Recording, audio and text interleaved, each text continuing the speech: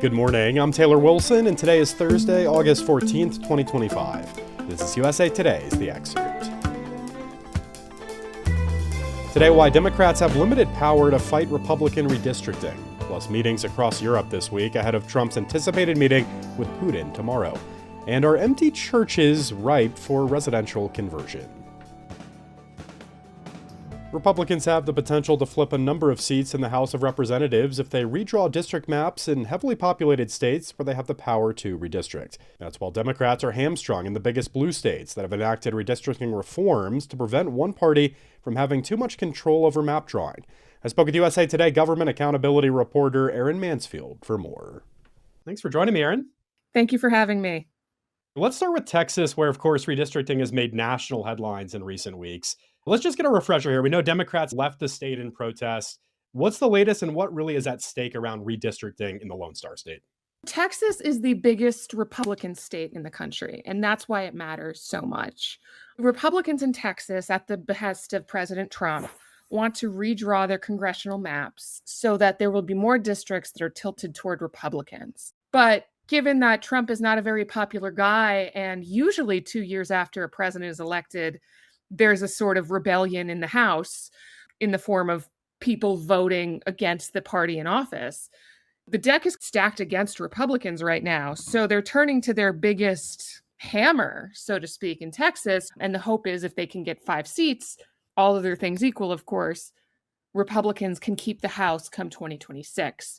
Democrats, they need about a 2/3 majority to have a quorum, and the only real lever of power Democrats had to pull is to just not show up. And by not being in the state, they can't really have them arrested under another state's laws. So they went to blue states. It's a stalemate, are they going to come home and see their kids and then all of a sudden they'll have to show up to work in Austin? Or are they really in this for the long haul and just going to camp out in Illinois, New York, California? That is an open question, but it's been going on for a while that you have this stalemate in Texas. So nothing is moving. But pretty much the second enough Democrats come back to Texas, it's likely going to be moving, and Texas is going to redraw their congressional maps. It's sort of a sun coming up kind of reality because of the heavy control Republicans have over the state. All right, well, moving beyond Texas, as you do in this piece, I guess we're seeing similar efforts from Republicans in Ohio and Florida. Is that fair to say? Everyone has a little bit of a different circumstance, but the reality is that the Republicans might be able to find 5 seats in Texas, 3 seats in Ohio, 1 seat in Florida. And that would be about 9 seats in Congress that demographically are flipped towards Republicans. That doesn't mean Republicans will show up and vote. That doesn't mean Republicans won't show up and vote Democrat. What's happening in Ohio is actually, it would have happened no matter what, but it still has a huge influence because Ohio, under a constitutional amendment, if during the original redistricting process, which happened in 2022, no Democrats or no one in the minority party votes to approve a congressional map, it can only last for 2 cycles. So that's 22 and 24, which means they have to redo it by 2026. Logistically, they have a deadline at the end of November. But it's kind of ironic because this was an anti-gerrymandering constitutional amendment. And what's happened is Republicans got a map that was pro them in 2022. And now Republicans still have a majority, and they're likely to get even more seats under an amendment that was meant to create a disincentive from gerrymandering the state. Based on our network partners in Ohio, it does sound like there will be at least 2 seats that will flip from demographically majority Democrat to majority Republican. And there could even be a 3rd seat. So that brings us to 8, right? 5 plus 3 is 8. And then in Florida, a little more like Texas, kind of piggybacking on Texas, Florida is another huge populous Sunbelt state that's seeing a huge increase in population, very much Republican-led. A lot like Ohio, used to be a swing state, but is no longer. The Speaker of the House actually put together a special committee for redistricting. And he's saying we don't have time to look at our state legislative maps or state Senate maps, but we do have time to look at the congressional maps. And he cited a Supreme Court decision from their state Supreme Court that had to do with the congressional map. So that's their logic there. Observers are predicting 1 seat will flip from Democratic leaning to Republican leaning. So what we're reporting is Republicans could get 9 seats based on places where action is actually happening as opposed to talk. That's nothing small. It's an open question of whether Republicans still want to vote for their candidate. A lot of Americans are just independent. They vote based on people and based on situations. But we are looking at action that will largely benefit Republicans. All right, so that's the redistricting conversation as it stands now in a few kind of core Republican-led states. How are Democratic states, Erin, dealing with redistricting reform in this moment? So Democrats are in a much bigger pickle because in most Republican states, the legislatures draw the maps. But there has been in the past 20 years a huge movement to take that power out of the hands of state legislatures and put it into these independent commissions. And those, by and large, happen in blue Democratic states. So Democratic governors are talking about, how can we redistrict? We want to do that. We're going to fight fire with fire. They can't simply just call the legislature together, say, we're going to redraw some maps, we're going to pass them, and we're going to move, which is what's happening in Texas, in Ohio, but they just don't have that power. So they're trying. California, the governor, Gavin Newsom, has talked about holding a special election in November so that voters can approve a one-time redistricting plan. And the New York governor is talking about a constitutional amendment that would give them a one-time opportunity to redraw their maps. And so that might happen, but neither of those things is likely to affect the 26 election. Their biggest bet is going to be California. If you have to wait until November just to pass a constitutional amendment, it might take a little longer than they need, given with primaries coming up in 2026 and so on. All right, there's lots more to chew on in this piece, including kind of a closer look at some of the swing states and a few other Republican-led states. I want folks to go click on that link in today's show notes. Erin Mansfield covers government accountability for USA Today. Thanks, Erin. Thank you for having me. Ukrainian President Volodymyr Zelensky is set to meet with British Prime Minister Keir Starmer later today. Zelensky was in Germany yesterday and has been working with European leaders to press President Donald Trump not to allow Russian leader Vladimir Putin to carve up Ukraine's territory at their meeting in Alaska set for tomorrow. Trump joined a Germany-hosted virtual meeting with European leaders, including Zelensky, yesterday. Zelensky said he warned Trump that the Russian leader was bluffing about his desire to end the war. Trump later threatened severe consequences if Putin does not agree to peace in Ukraine.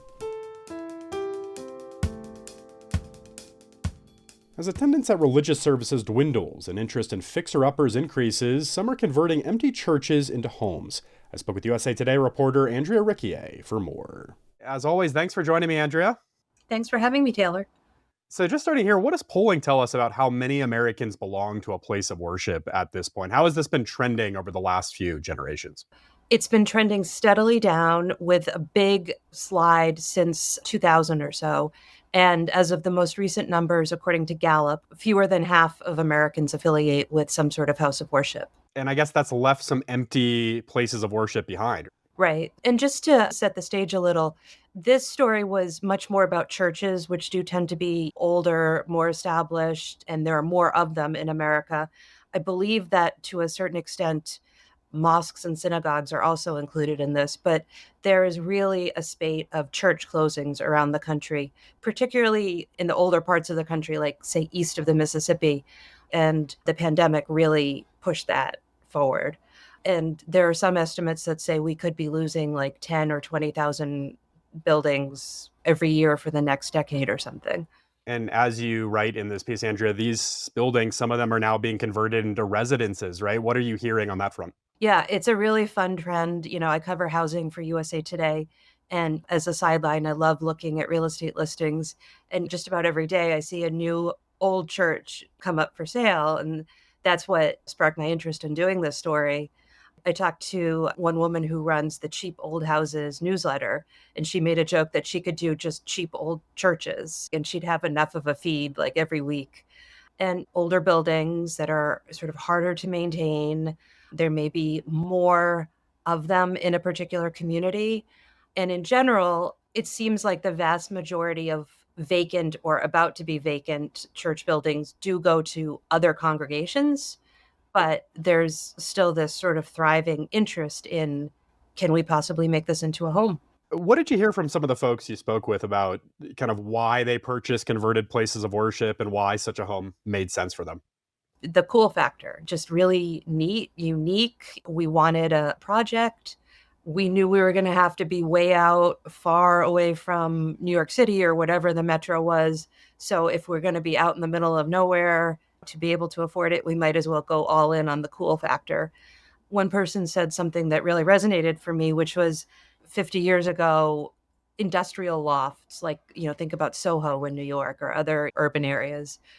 That was the cool factor, right? Nobody could understand these big, wide open spaces being made into homes, but here we are.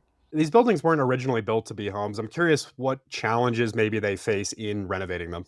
In many ways, converting a church into a residence is just very similar to doing any sort of fixer-upper project. A lot of the things will be familiar if you've taken an old house and brought it up to date. So the big expensive things are always going to be the plumbing, the HVAC, the roof to some extent, putting in bookcases or whatever. That's cosmetic and small. For churches, the interiors can be pretty challenging because in many cases, they don't have like a bathroom on the main floor. Maybe they have one in the basement. Maybe it's like way off on the side. They may have either just a tiny little kitchen for the staff, or they may have like some big industrial commercial style kitchen where they feed the homeless or something like that. And then again, the other thing with religious spaces is just the big wide open space in the middle. Did you hear any other pointers from experts in reporting this for anyone listening thinking, hey, maybe I could be a prospective home buyer for a converted church? Yeah, so I said a moment ago that, there's a lot that's similar to just buying an old home, and there's a lot that's very different because when you buy an old home, you don't typically have a cemetery surrounding your backyard. That's notable because you may have people coming to look for their ancestors or to leave flowers.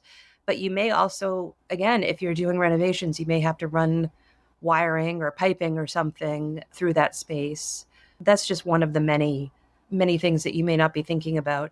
And the other thing is just that it's really cool that it's often part of the community, often has a lot of history connected to the community.